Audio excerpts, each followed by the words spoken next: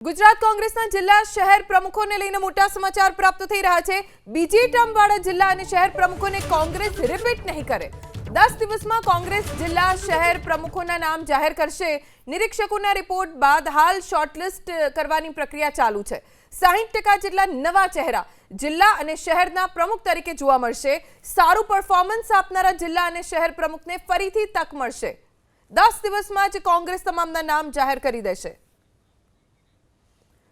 વધુ જાણકારી અમારા સંવાદદાતા હિરેન રાજગુરુ પાસેથી પ્રાપ્ત કરીશું। હિરેન, 10 દિવસનો સમય છે। શહેર અને જિલ્લા પ્રમુખોના નામ કોંગ્રેસ તરફથી જાહેર કરવામાં આવશે। કયા કયા નિયમો અને શું ધ્યાનમાં રાખીને નામ જાહેર કરવામાં આવશે?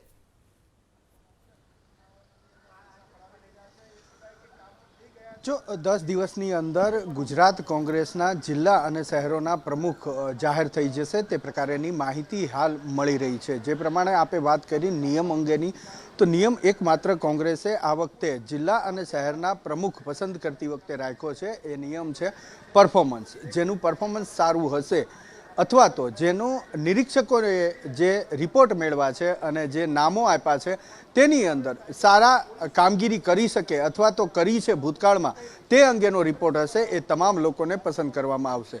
સૌથી મહત્વપૂર્ણ બાબત એ છે કે અગાઉ જિલ્લા કે શહેરના પ્રમુખ રહી ચૂકેલા અને શક્તિસિંહ ગોહિલ જ્યારથી પ્રદેશ અધ્યક્ષ ગુજરાત કોંગ્રેસના બન્યા ત્યારબાદ તેમણે જેને રિપીટ કર્યા છે, એટલે કે બીજી ટર્મ જે લોકો અત્યારે કામ કરી રહ્યા છે જિલ્લા પ્રમુખ તરીકે અથવા તો શહેર પ્રમુખ તરીકે, તેને રિપીટ કરવામાં નહીં આવે તે સ્પષ્ટ થઈ ચૂક્યું છે।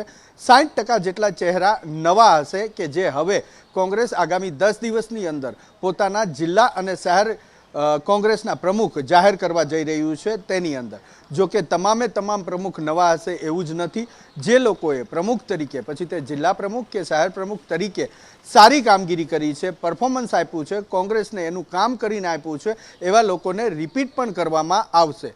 જ્યાં સુધી માહિતી મળી રહી છે ત્યાં સુધી 60 જે નવા ચહેરા જોવા મળશે તેની અંદર યુવા ચહેરા અને મહિલા ચહેરાઓનો પણ સમાવેશ કરવામાં આવી શકે છે। હાલ જે પ્રક્રિયા ચાલી રહી છે તેની વાત કરીએ તો નિરીક્ષકો દ્વારા અને ગુજરાત પ્રદેશ કોંગ્રેસ દ્વારા જે રિપોર્ટ એઆઈસીસીમાં સબમિટ કરવામાં આવી રહ્યો છે, એ રિપોર્ટમાં જે કંઈ પેનલોના નામ ગયા છે એ પેનલોની સ્ક્રુટિની થઈ રહી છે, એટલે કે એ નામો શોર્ટલિસ્ટ થઈ રહ્યા છે અને આગામી 10 દિવસની અંદર તમામે તમામ 33 જિલ્લા અને બાકીના 8 મહાનગરોના પ્રમુખ જાહેર થઈ જશે એ પ્રકારની માહિતી હાલ મળી છે। ધ્વનિ।